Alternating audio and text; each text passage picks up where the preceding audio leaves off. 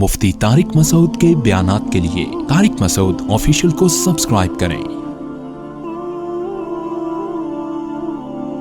طارق مسعود official.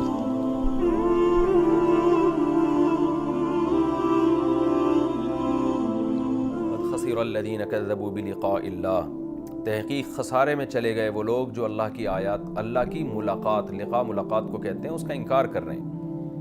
تو جو لوگ بھی دنیا میں یہ کہتے ہیں کہ ہم مٹی ہو کے مر کے ختم ہو جاتے ہیں، اللہ فرماتے ہیں یہ برباد ہو رہے ہیں، یہ لوگ یعنی گویا کہ ہو چکے ہیں برباد۔ وجہ کیا ہے کہ کروڑوں اربوں سال کی ایک زندگی آنے والی ہے، اس زندگی کے لیے یہ کیسے تیاری کرے گا جو اس زندگی کو مانتا ہی نہیں ہے۔ یعنی اس کی مثال ایسے جیسے کسی اسٹوڈنٹ کے پیپر ہونے والے ہیں اور فیس جمع کرا چکا ہے اور فیل ہونے پر اس کا سارا کیریئر تباہ ہو رہا ہے، لیکن وہ یہ سمجھ رہا ہے کہ میرے پیپر ہونے والے ہیں ہی نہیں، وہ ملتوی ہو گئے ہیں یا وہ کینسل ہو گئے ہیں، تو جب پیپر کا ٹائم آئے گا تو اس کی کیا حالت ہوگی۔ تو اللہ فرماتے ہیں تحقیق برباد ہو چکے وہ لوگ جنہوں نے اللہ کی ملاقات کا انکار کر دیا۔ حالت کیا ہوگی ان کی؟ حتی اذا جاءتهم الساعة بغتۃ، یہاں تک کہ جب قیامت آئے گی، اچانک آئے گی، تو کیا ہوگا؟ قالوا، یہ کہیں گے، یا حسرتنا علی ما فرطنا فیہا، ہائے ہم افسوس ہے ہماری اس کوتاہی پر جو ہم اس قیامت کے بارے میں کرتے رہے۔ یعنی ہم نے تو سنجیدگی سے اس پہ غور ہی نہیں کیا کہ ہو سکتا ہے اللہ مر کے دوبارہ ہمیں زندہ کر دے، اور یہ جو پیغمبر کی باتیں ہیں، مذہب کی باتیں، ہو سکتا ہے یہ صحیح ہوں، تو ہم نے اس بارے میں تو کبھی اس ٹاپک کو ہم نے سیریس لیا ہی نہیں ہے۔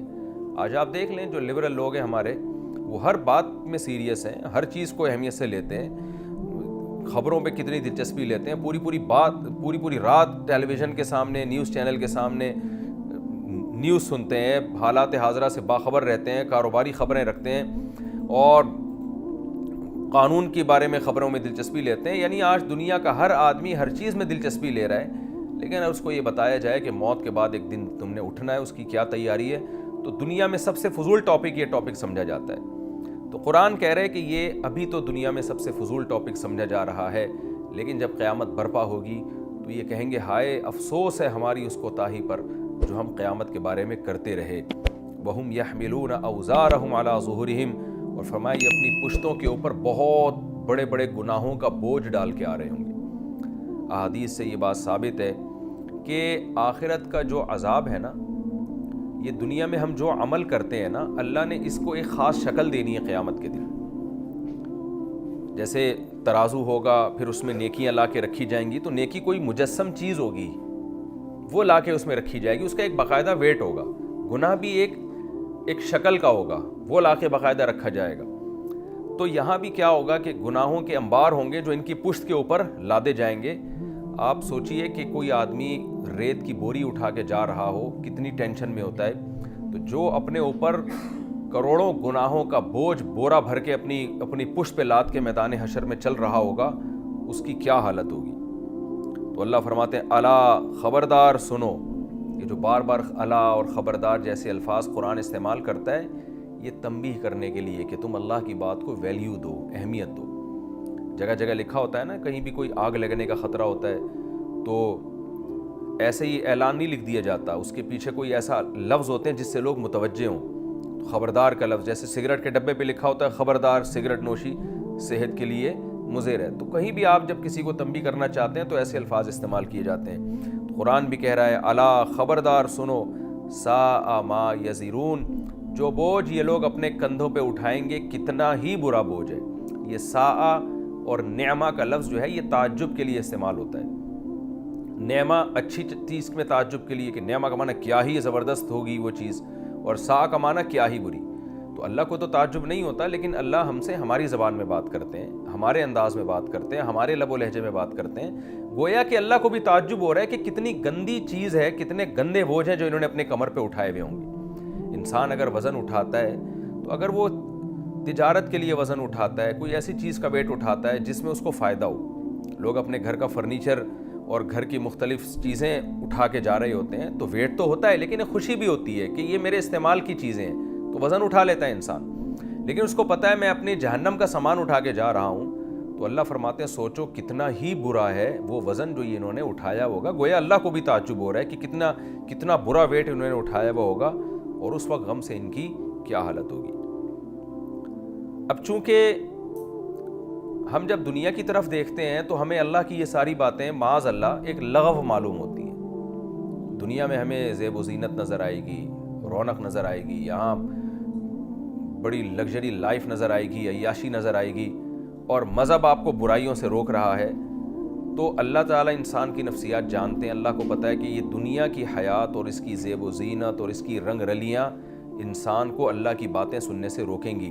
تو اللہ نے ایک ضرب دنیا پہ لگائی اور دنیا کی ویلیو ختم کر دی, اور فرمایا کہ یہ جو تمہیں دنیا کی رنگینیاں نظر آ رہی ہیں تو خوب سمجھ لو, وَمَا الْحَيَاةُ الدُّنْيَا, یہ دنیا کچھ بھی نہیں ہے الا سوائے اس کے کہ لعب و لہو, کھیل اور لہو ہے.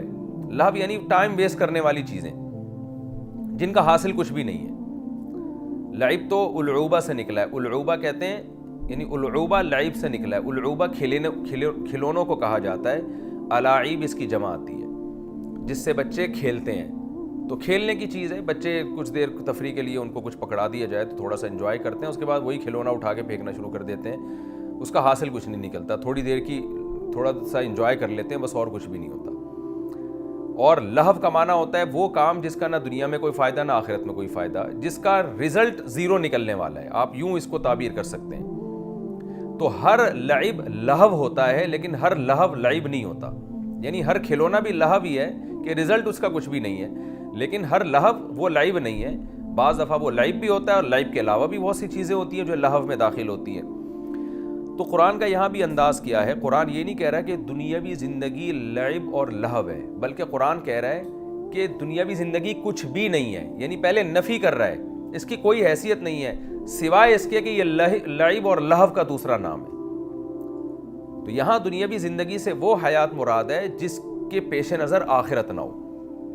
یعنی دنیاوی زندگی کو قرآن کبھی اہمیت بھی دیتا ہے, قرآن کبھی اس کی ویلیو بھی بیان کرتا ہے, کیونکہ آپ آخرت اسی دنیا میں بنائیں گے. اگر آپ اس دنیا میں ترقی کرتے ہیں آخرت کے لیے تو یہ ترقی تو پھر لہو و لعب نہیں ہے. لیکن اگر آپ اس دنیا میں محنت کرتے ہیں دنیا برائے دنیا کے لیے تو قرآن کہہ رہا ہے یہ کھلونا بھی ہے اور بیکار بھی ہے. کیوں؟ اس لیے کہ یہ ختم ہونے والی, فنا ہونے والی ہے.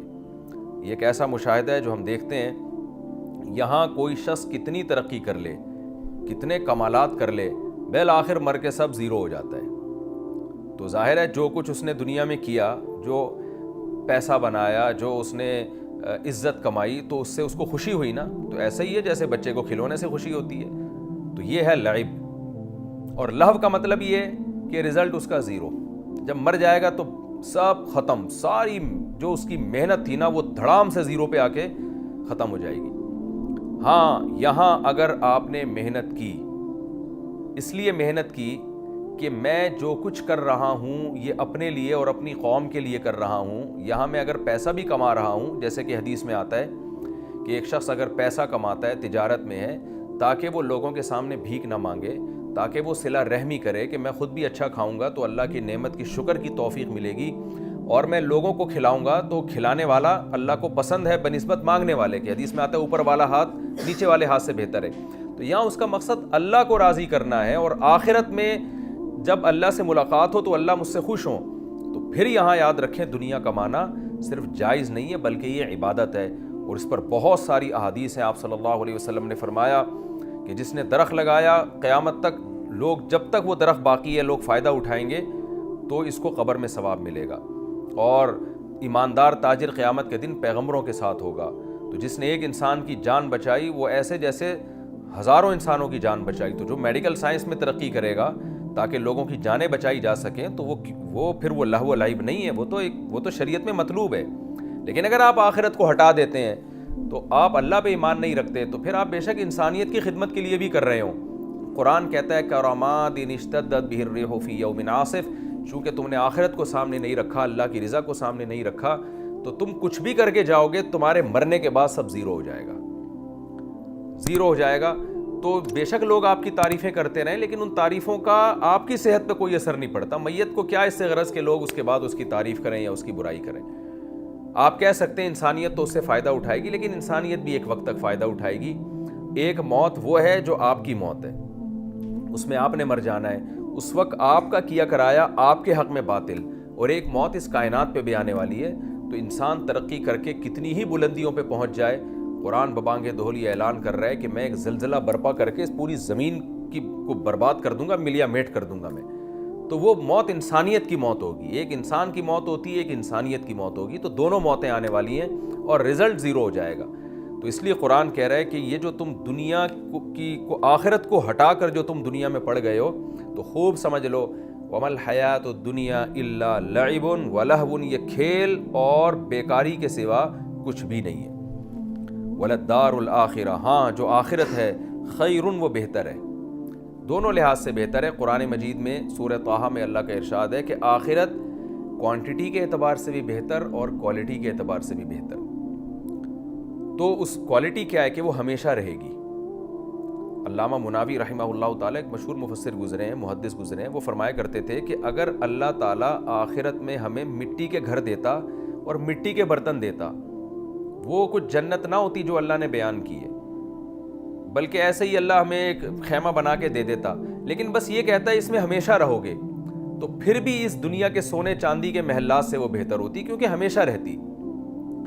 اور جب اللہ نے اس کو بنایا بھی یہاں سے اچھا ہے، تو پھر سوچیں کہ وہ دنیا کے لحاظ سے کتنی بہتر ہوگی. تو آخرت بہتر ہے اس لحاظ سے کہ ہمیشہ ہے وہ، اور اس لحاظ سے بھی بہتر ہے کہ اس میں جو نعمتیں نیک لوگوں کو ملیں گی، جیسے کہ قرآن کہہ رہا ہے خیر للذین یتقون، وہ لوگ جو بچتے ہیں، یعنی تقوی اختیار کرتے ہیں، گناہوں سے، برائیوں سے، ناجائز خواہشات پوری کرنے سے بچتے ہیں، ان لوگوں کے لیے آخرت اس دنیا سے کئی گنا بہتر ہے.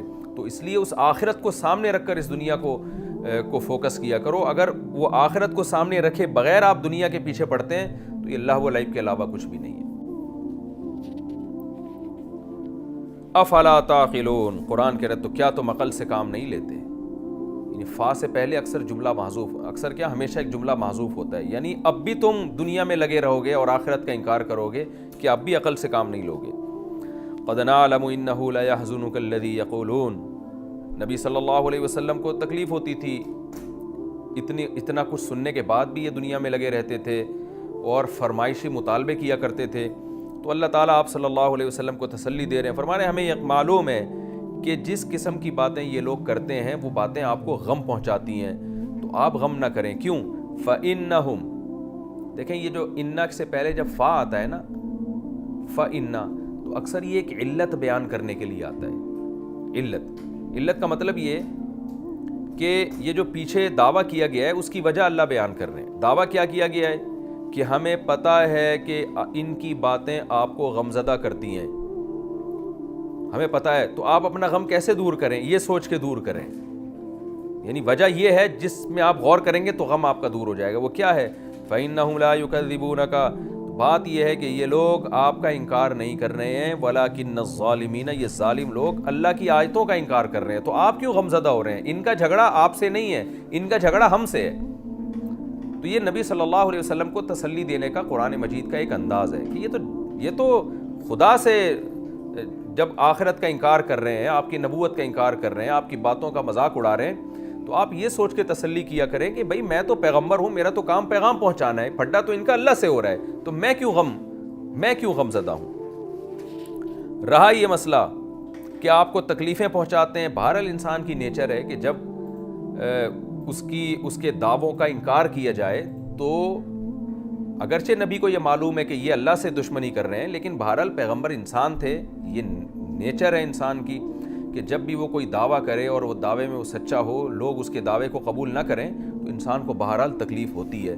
تو جو تکلیف آپ کو یہ سب کچھ سوچنے کے باوجود ہو رہی ہے، اس پہ قرآن کہتا ہے، آپ کو تسلی دیتا ہے، وَلَقَدْ كُذِّبَتْ رُسُلٌ مِّن قَبْلِكَ، آپ سے پہلے بھی پیغمبروں کا انکار کیا گیا ہے. فَصَبَرُوا عَلَىٰ مَا كُذِّبُوا، اس انکار پر انہوں نے صبر کیا. وَأُوذُوا، اور آپ سے پہلے بھی پیغمبروں کو تکلیفیں پہنچائی گئی ہیں. حَتَّىٰ أَتَاهُمْ نَصْرُنَا، یہاں تک کہ ہماری مدد آ پہنچی. تو یہ سارے پروسیس سے گزرنے کے بعد ہی اللہ کی مدد آئے گی. آپ کو تکلیف بھی ہوگی، آپ کو یہ اذیتیں بھی پہنچائیں گے، اور آپ کی مدد لازمی ہوگی. کیوں؟ وَلَا مُبَدِّلَ لِكَلِمَاتِ اللَّهِ، اللہ کے کلمات کو کوئی تبدیل نہیں کر سکتا. یہاں کلمات سے مراد ہے کلام، کیونکہ کلام کلمات سے مل کے ہی بنتا ہے، اور ویسے بھی عربی میں جو قرآن کی اصطلاح میں کلمہ اور کلام میں کوئی فرق نہیں ہے. یعنی اللہ کے جو کلام ہے، جو اللہ کی باتیں ہیں، وہ پوری ہو کے رہیں گی، کیا مطلب؟ اللہ نے جو آپ سے مدد اور نصرت کے وعدے کیے ہیں ان کو کوئی چینج کر نہیں سکتا، آپ کی مدد لازمی آئے گی۔ وَلَقَدْ جَاءَكَ مِن نَّبَإِ الْمُرْسَلِينَ، اور پیغمبروں کی خبریں تو آپ کے پاس آ چکی ہیں، ہم نے موسیٰ کا واقعہ بھی آپ کو سنایا، عیسیٰ علیہ السلام کا بھی، ابراہیم علیہ السلام کا بھی، تو آپ ان کے واقعات میں غور کر کے بھی صبر کریں کہ کیسی کیسی آزمائشوں میں ان کو ڈالا گیا، بالآخر اللہ کی مدد ان کے ساتھ آئی ہے۔ حدیث میں آتا ہے بعض دفعہ جب آپ صلی اللہ علیہ وسلم کوئی ایسی سخت تکلیف دہ بات سنتے نا لوگوں سے تو آپ کا چہرہ غضبناک ہو جاتا، تو آپ فرماتے رحم اللہ موسیٰ، اللہ موسیٰ پر رحم کرے، قد اوذی اکثر من ھذا، موسیٰ کو تو اس سے بھی زیادہ بنی اسرائیل نے ستایا تھا، یعنی اپنے ہی لوگوں نے اتنا ستایا تھا موسیٰ علیہ السلام کو، تو انہوں نے کیسے صبر کیا؟ تو وہ یہی بات تھی کہ آپ موسیٰ علیہ السلام کے واقعہ میں غور کرتے تھے، صحابہ سے بیان بھی کرتے تھے۔ وَإِن كَانَ كَبُرَ عَلَيْكَ إِعْرَاضُهُمْ، تیسری تسلی، یعنی قرآن نبی کو تسلیاں دے رہا ہے نا۔ پہلا لفظ قرآن نے کیا استعمال کیا کہ بھائی ہمیں پتہ ہے کہ ان کی باتیں آپ کو رنجیدہ کرتی ہیں، تو ایک بات تو یہ سوچا کریں ان کی دشمنی آپ سے نہیں بلکہ اللہ سے ہے۔ دوسری بات یہ سوچا کریں کہ یہ تکلیفیں ہونا، آزمائشیں آنا، یہ تمام پیغمبروں کے ساتھ ہے تو آپ کے ساتھ بھی ہوگا، تو یہ کوئی نئی بات نہیں ہے۔ تو جو چیز ہمیشہ سے ہوتی آتی ہے، سب کے ساتھ ہو، انسان کو اس پہ تکلیف نہیں ہوتی۔ تیسری بات آپ نے کیا کرنا ہے؟ پچھلے پیغمبروں کے واقعات میں غور کرنا ہے۔ چوتھی چیز قرآن بیان کر رہا ہے کہ ایک اور کام آپ نے کرنا ہے، وَإِن كَانَ كَبُرَ عَلَيْكَ إِعْرَاضُهُمْ، اگر ان کا اعراض کرنا پھر بھی آپ پہ بہت شاق گزرتا ہے تو آپ ایک کام کریں۔ وہ کام کیا ہے؟ إِنِ اسْتَطَعْتَ أَن تَبْتَغِيَ نَفَقًا فِي الْأَرْضِ، یہ مانگتے ہیں نا، نشانیاں مانگتے ہیں، جیسے کہ اگلی آیتوں میں آ رہا ہے، کہہ رہے ہیں ہم جو نشانی کہہ رہے ہیں وہ لے کر آئیں۔ تو پھر آپ ایسا کریں کہ اگر آپ میں اس کی طاقت ہے کہ آپ زمین میں ایک سرنگ بنا کے چلے جائیں، زمین کی تہہ تک جا کر وہاں سے کوئی نشانی لے آئیں، او سلمن فی السماء، یا آپ ایسا کریں، یہ جو کہتے ہیں آسمان سے ہمیں کتاب اترتی بھی نظر آنی چاہیے، تو آپ سیڑھی لگائیں آسمان میں اور اس پہ سوار اس پہ جائیں، چڑھ کے آسمان تک پہنچیں، فتأتیہم بآیہ، پھر اس کے بعد آپ کوئی وہاں سے نشانی لے کر آئیں۔ تو اگر آپ میں یہ استطاعت ہے یہ کچھ کرنے کی، ففعل، تو آپ یہ کام کر لیں۔ یہ آگے سارا کلام محذوف ہے، ظاہر ہے آپ میں اس کی استطاعت نہیں ہے، آپ وہی معجزہ دکھا سکتے ہیں جو اللہ آپ کے ہاتھ پہ ظاہر کرے گا، کیونکہ نبی صلی اللہ علیہ وسلم کے پاس جب یہ آتے تھے نا مشرکین، یہ کہتے تھے یہ کر کے دکھائیں، یہ کر کے دکھائیں، تو ظاہر ہے آپ کر نہیں سکتے تھے، تو آپ یہ چاہتے تھے کہ پھر اللہ ان کے مطالبے پر میرے ہاتھ پہ یہ معجزہ ظاہر کر دے، یعنی مشرکین آ کے کہتے تھے آپ یہاں سے اشارہ کریں اور نہریں جاری ہو جائیں، یعنی زمین سے، تو نبی صلی اللہ علیہ وسلم پھر چاہتے تھے کہ اللہ تو میرے ہاتھ پہ ایسا کر دے ظاہر، یہ ان کی فرمائشی مطالبات پورے کر دے، تو وہ ہوتے نہیں تھے، تو نبی کو پھر تکلیف ہوتی تھی، ایک نیچرل ہے یہ۔ تو قرآن کہہ رہا ہے کہ اگر آپ کے بس میں معجزے ہیں نا تو آپ پھر جائیں زمین میں سرنگ بنائیں اور آسمانوں پہ سیڑھیاں لگا کے چڑھ جائیں اور کتاب لے کر آئیں آسمان سے، ان کو دکھا دیں۔ جب یہ ممکن نہیں ہے تو اس سے صاف پتہ چلتا ہے کہ معجزہ ظاہر کرنا میرے ہاتھ میں ہے، آپ کے ہاتھ میں نہیں ہے، تو جو چیز آپ کے ہاتھ میں نہیں ہے اس پہ آپ غم کیوں لے رہے ہیں؟ یعنی جو چیز انسان کے اختیار میں نہیں ہوتی اس پہ انسان ٹینشن نہیں لیتا، وہ کہتا ہے بھائی وہ صاف کہہ دیتا ہے بھائی میرے بس میں نہیں ہے یہ، اللہ اگر دکھانا چاہے گا تو دکھا دے گا، نہیں دکھانا چاہے گا تو نہیں دکھائے گا، تو یہ چیز مجھ سے پوچھ کیوں رہے ہو؟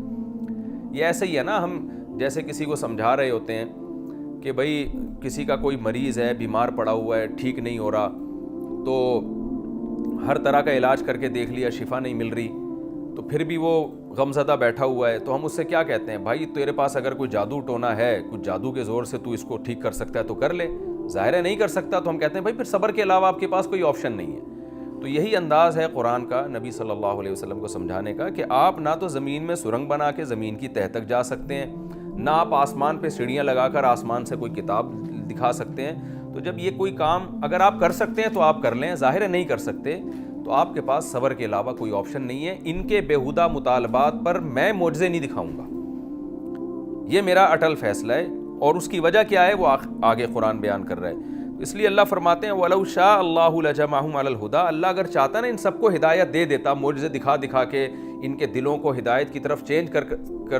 کر کے، جس سے آپ کا غم ختم ہو جاتا۔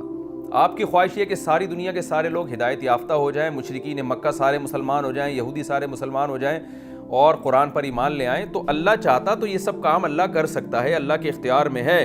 وَلَوْ شَاءَ اللَّهُ لَجَمَعَهُمْ عَلَى الْهُدَىٰ، اللہ سب کو زبردستی ہدایت پہ لا سکتا ہے۔ فَلَا تَكُونَنَّ مِنَ الْجَاهِلِينَ، آپ نادان لوگوں میں سے نہ ہو جائیں، کیا مطلب؟ یہ نادانی کی بات ہوگی کہ اللہ سب کو زبردستی مسلمان بنا دے اور اللہ آپ کے ہاتھ پہ ان کے فرمائشی مطالبات پیش کرنا شروع کر دے. یہ نادانی کی بات ہوگی، کیونکہ اس میں پھر آزمائش ختم ہو جائے گی. تو اللہ یہی چاہتے ہیں کہ لوگوں میں اختلاف رہے، کچھ ایمان لائیں، نیک لوگوں کو جنت ملے، اور کچھ اس آزمائش میں ناکام ہو جائیں جس کی وجہ سے ان کو سزا ملے، اللہ کی قوت غضبیہ کا اظہار ہو، اور جو ہدایت چاہتا ہے اس کو ہدایت ملے، جو اندھا بہرا بن کے بیٹھا ہوا ہے دنیا میں لگا ہوا ہے وہ ناکام ہو جائے. تو اس کو ناکام کرنا اللہ چاہتے ہیں. تو اے نبی، جب اللہ آپ کی اس خواہش کو پورا کر سکتا ہے کہ سب کو زبردستی ہدایت پہ لا سکتا ہے تاکہ آپ کا غم ختم ہو جائے، اس کے باوجود بھی نہیں لا رہا، تو پھر اس کا مطلب اللہ کی منشا یہی ہے کہ کچھ آپ کو مانیں گے، کچھ لوگ نہیں مانیں گے. تو جو اللہ کی منشا ہے آپ کو بھی اس پہ راضی ہونا چاہیے، یہ مطلب ہے. اس پہ آپ کا راضی نہ ہونا یہ نادانی کا کام ہے، تو آپ نادان لوگوں میں سے نہ ہو جائیں. آگے مسئلہ کہ یہ ہدایت میں کیوں نہیں آتے؟ اتنی زبردست دلائل ہیں قرآن کے، اتنی واضح نشانیاں ہیں، تو یہ ہدایت میں آتے کیوں نہیں ہیں؟ تو اس کا قرآن جواب دے رہا ہے، انما یستجیب الذین یسمعون. آپ کی پکار پر وہ لوگ لبیک کہیں گے جو سنتے ہیں. کیا مطلب؟ یہ محاورہ ہے، جو سننے والے لوگ ہیں انہی کو سمجھ میں آتا ہے، جو سنتے ہی نہیں ہیں. یہ نہیں کہ وہ بہرے تھے، یعنی حق بات سننے کی ان میں صلاحیت ہو، وہ لوگ آپ کی پکار پہ لبیک کہیں گے. والموتى یبعثهم اللہ ثم الیہ ترجعون. اور مردوں کو تو اللہ قیامت میں زندہ کرے گا اور وہ اسی کی طرف لوٹائے جائیں گے. اس آیت کی دو تفسیریں کی گئی ہیں. ایک تفسیر تو یہ کی گئی ہے کہ جو آپ کی بات سننا چاہیں گے وہ جواب دیں گے، آپ کی پکار پر لبیک کہیں گے، اور پھر قیامت میں اللہ مردوں کو زندہ کرے گا اور ایسے لوگوں کو اللہ قیامت میں اجر دے گا. اور جو آپ کی بات نہیں سننا چاہتے، اللہ تمام مردوں کو قیامت میں زندہ کرے گا، تو ایسے لوگوں کو اللہ خود ہی سزا دے دے گا. لہذا آپ کو اس پر پریشان ہونے کی ضرورت نہیں ہے. جزا و سزا آخرت میں اللہ خود ہی کر دے گا، کس کو کیا سزا دینی ہے، کیا اجر دینا ہے. دوسرا مطلب اس کا یہ مفہوم بنتا ہے کہ انما یستجیب الذین یسمعون. سنتے وہی لوگ جو سنتے ہیں وہی جواب دیتے ہیں، اور مردوں کو تو اللہ قیامت کے دن زندہ کرے گا. ان میں ابھی زندگی نہیں ہے، وہ نہیں سنتے، تو یہ بھی مردوں کی طرح ہیں. یعنی ہم عام زبان میں بھی اس طرح کے محاورہ استعمال کرتے ہیں نا کہ بھئی جو زندہ آدمی ہے وہ سنے گا، جو بہرا ہے وہ تو جب تک اپنا علاج نہیں کرے گا اس میں تو سننے کی صلاحیت ہی پیدا نہیں ہوگی. یوں ہم اس طرح لوگوں کو سمجھاتے ہیں بات. یہ عام محاوروں میں بھی اس طرح سمجھایا جاتا ہے، بھئی بہرے لوگوں کو تو علاج کی ضرورت ہوتی ہے، ان کے اندر جب تک کان ان کے بحال نہیں ہوں گے ان کو کہاں سنائی دے گا. تو اللہ گویا ان کو مردوں کے مقابلے میں ذکر کر رہے ہیں کہ جیسے مردے کے سامنے آپ کھڑے ہو کر اس کو ہدایت کی باتیں کرتے نا، اس کے کخ بھی سمجھ میں نہیں آئے گا، نہ وہ جواب دے گا آگے سے. وہ تو بیچارہ لیٹا رہے گا، اس کو دائیں کروٹ لٹائیں بائیں کروٹ لٹائیں. وہ تو جب قیامت میں اللہ اس میں زندگی دے گا اسی وقت اس کے ہوش و حواس صحیح سالم ہوں گے اور وہ چلے گا پھرے گا اور بات چیت کرے گا. تو اللہ فرماتے ہیں کہ یہ جو آپ کی بات سنے گا وہی آپ کی بات کا جواب وہی دے گا جس میں سننے کی صلاحیت ہے. اور مردے جو ہیں جن میں سننے کی صلاحیت نہیں ہوتی ان کو تو اللہ قیامت میں زندگی دے گا، پھر اللہ کی طرف لوٹائے جائیں گے. اس وقت تک مردوں سے امید نہیں لگائی جا سکتی کہ وہ آپ کی پکار پر لبیک کہیں گے. تو یہ بھی مردوں کی طرح ہیں، ان سے بھی یہ امیدیں نہ لگائیں کہ یہ آپ کی پکار پر لبیک کہیں گے، اور ایسی چیز میں آپ پریشان نہ ہوں. پھر آگے جن باتوں پہ نبی کو غم ہوتا تھا قرآن اس بات کا تذکرہ کرتا ہے. وقالو، یہ لوگ کہتے ہیں لولا نزل علیہ آیۃ من ربی، کہ نبی پر کوئی نشانی نازل کیوں نہیں ہوتی. یعنی وہ نشانی جس کا یہ مطالبہ کرتے ہیں. نشانیاں تو بہت نازل ہوئی تھیں جس کا قرآن نے بھی تذکرہ کیا، یعنی ان کے فرمائشی نشانیاں نازل کیوں نہیں ہوتی. تو اے نبی آپ ان کو جواب دیں، ان اللہ قادر علی ینزل آیہ، اللہ کو قدرت ہے کہ وہ نشانی نازل کر دے. ولکن اکثرہم لا یعلمون، لیکن ان میں سے اکثر لوگ جانتے نہیں ہیں، یعنی انجام کو نہیں جانتے. کہ جب فرمائشی نشانیاں نازل ہوتی ہیں تو اس کا انجام یہ ہوتا ہے کہ اس کے بعد تمہیں مہلت نہیں ملے گی. اگر تم ایمان نہیں لے کر آئے تو اللہ کا اٹل قانون ہے، اللہ تباہ و برباد کر دے گا. تو تمہاری ہی حکمت فائدہ ہے، مصلحت ہے، تمہیں سوچنے کا موقع ملا ہوا ہے. تو یہ اللہ کا ایک، جیسے قرآن میں دوسرے مقام پر بھی ہے کہ جب کوئی قوم کسی خاص قسم کا معجزہ مانگتی ہے پیغمبر سے اور پیغمبر وہ معجزہ دکھا دیتے ہیں تو حجت ایسی تمام ہو جاتی ہے کہ پھر غور و فکر کا راستہ بند ہو جاتا ہے.